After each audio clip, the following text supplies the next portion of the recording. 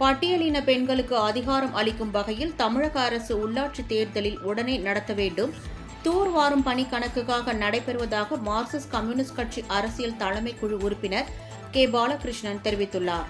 நாகையில் செய்தியாளர்களுக்கு பேட்டியளித்த அவர், மத்திய மாநில அரசுகள் எப்படி முக்கியமோ அதேபோல் உள்ளாட்சி பிரதிநிதிகளின் பங்கும் நாட்டிற்கு முக்கியத்துவம் வாய்ந்தது என்றார். எனவே தமிழகத்தில் உள்ளாட்சி அமைப்புகள் பதவிக்காலம் முடிந்து 6 மாதங்கள் ஆகியும் தேர்தல் நடத்தவில்லை என கூறினார். டெல்டா பகுதியில் தூர்வாரும் பணி முறையாக நடைபெறவில்லை என குற்றம் சாட்டிய அவர், கணக்கு காட்டுவதற்காக மட்டுமே தூர்வாரும் பணி நடைபெறுவதாக தெரிவித்தார். சாதாரண மழையை தாங்கும் அளவுக்கு கூட வடிகால் கட்டமைப்புகள் இல்லாமல் டெல்டா பகுதியை சிக்கலில் உள்ளதாக கே. பாலகிருஷ்ணன் கூறினார். அவங்க என்ன காரணம் சொன்னாங்கன்னா, ஒரு 9 மாவட்டத்தை நாங்கள் 2ஆக பிரிச்சிருக்கிறோம், ஒரு 6 மாவட்டத்தை 2ஆக பிரிச்சிருக்கிறோம், அங்கெல்லாம் தொகுதி வரையெல்லாம் செய்யறது முடியல, ஆகவே நாங்கள் தேர்தலை தள்ளி வைக்கிறோம். அப்ப இதே திராவிட முன்னேற்ற கழகம் தான் வழக்குக்கு போனாங்க.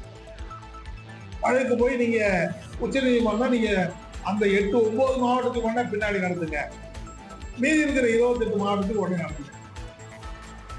இப்ப இவங்க நாங்க நகராட்சி எல்லாம் விரிவுபடுத்திருக்கிறோம், மாநகராட்சி விரிவுபடுத்திருக்கிறோம், எனவே வார்டு வரைமுறை செய்யாம இருக்கு, அதனால தேர்தல் விட்டு இது எப்ப முடியுது அப்படி பார்க்க போனா சட்டமன்ற தேர்தலுக்கு பிறகுதான் உள்ளாட்சி தேர்தல் நடந்தா இந்த 1 வருஷத்துக்குள்ள உள்ளாட்சி நிர்வாகமே இன்னும் சொல்ல போனா அந்த உள்ளாட்சி நிர்வாகத்துல தான் அதிகமான பட்டியலினத்தை சார்ந்தவர்கள் பெண்கள் 50% மேல பெண்கள் தலைவரா பல்வேறு பொறுப்புகளுக்கு வரக்கூடிய ஒரு பெரிய விடுதலை இயக்கம், ஒரு இமான்சிபேஷன்.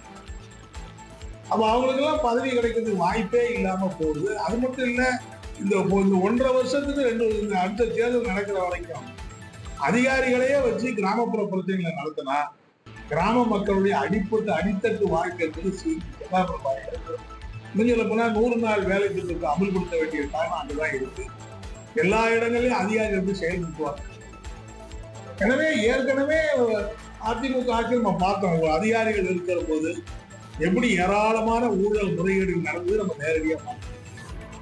ஆகவே தமிழக அரசு மேலும் காலதாமதப்படுத்தாம உள்ளாட்சி தேர்தலை உடனே நடத்துவதற்கு நீங்க நடவடிக்கை எடுக்க வேணும் அப்படிங்கிறது நான் விரும்புகிறேன்.